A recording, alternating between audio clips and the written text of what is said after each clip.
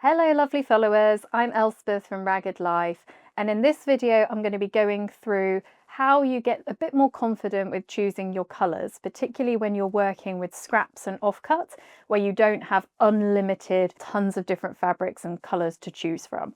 So how do you make the most out of what you've got, and how can you create cohesion when you can't go down to the local haberdashery and buy an extra 2 meters of something? So the first section that I'm going to go through is all about starting with a fabric that you really love. If you're a bit overwhelmed by the selection of stuff you've got at home, maybe you've got scraps from sewing projects, you've got some oddments, some old clothing, all kinds of different bits, you should start off by choosing one colour that you just really like as a colour and using that as your kind of first starting point.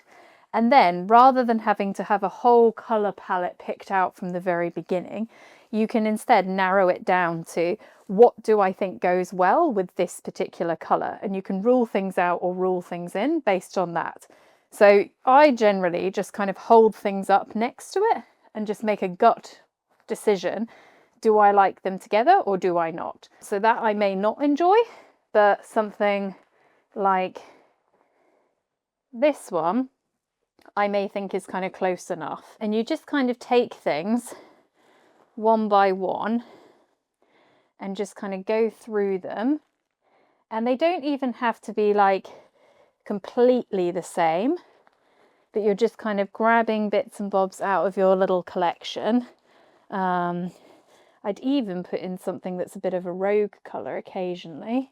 So basically you can just kind of hold things up against each other and just kind of make a decision there and then whether you like them together. I'd just like to stress you don't need to know the entire colour scheme of your rug at the very beginning of the project.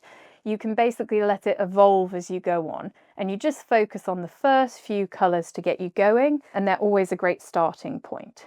So focus on that first colour that really gets your heart beating. The second principle that I'm going to talk through is just around if you're just totally unsure where to start. Sometimes looking at what you've got at home and putting it in colour families helps to give you a little bit more kind of structure to your planning. I generally think of families as being something that might be like warm colours grouped together.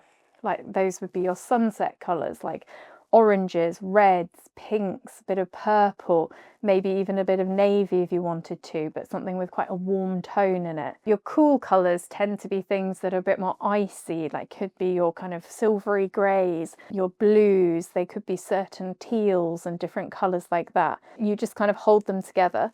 But colour families can be a bit broader. They could be things like pastel-y colours, they could be neutral colours, they could be whatever you really interpret them as. So if you were kind of looking at a, let's say, a warm colour palette, you would start off by picking out some of the fabrics that you think are more like warm in tone and kind of starting to bring them together.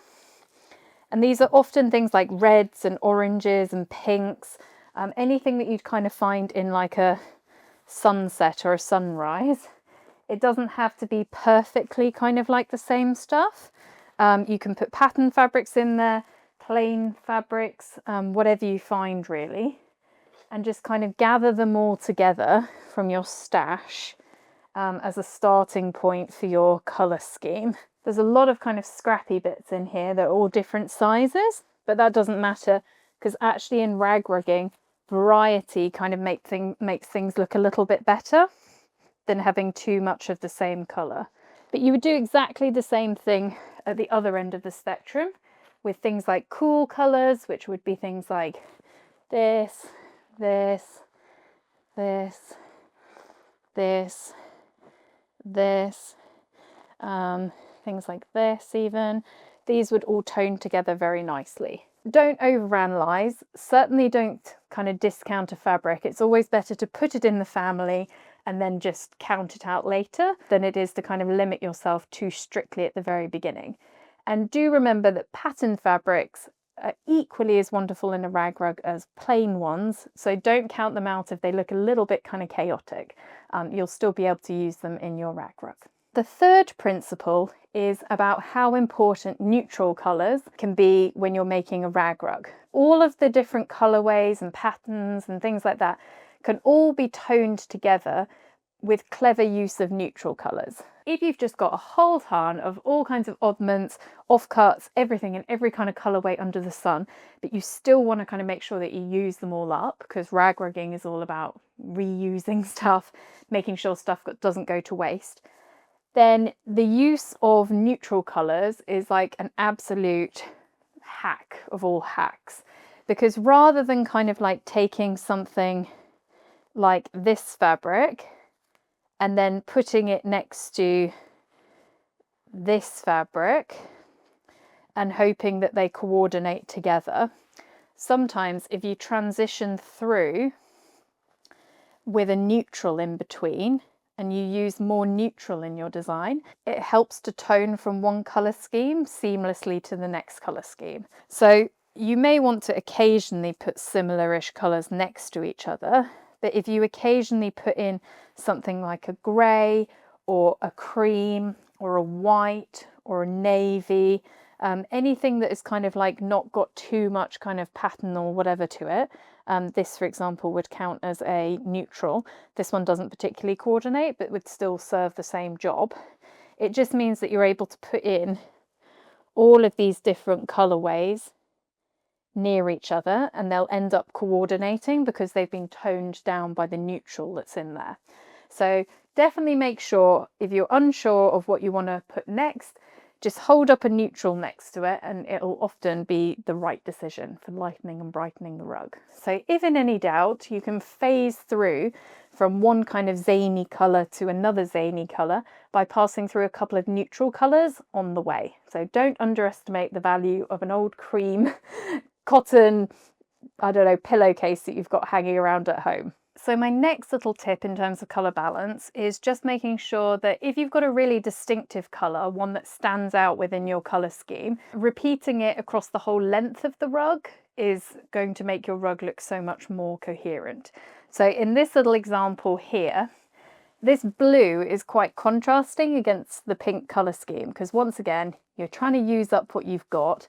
I had this blue, I wanted to use it, so here it is in my pink rug. But rather than having all of the blue used up at the beginning of the rug, I've made sure that I've saved some of it back throughout the whole length of the rug, so that you're not kind of like missing half of it at this end.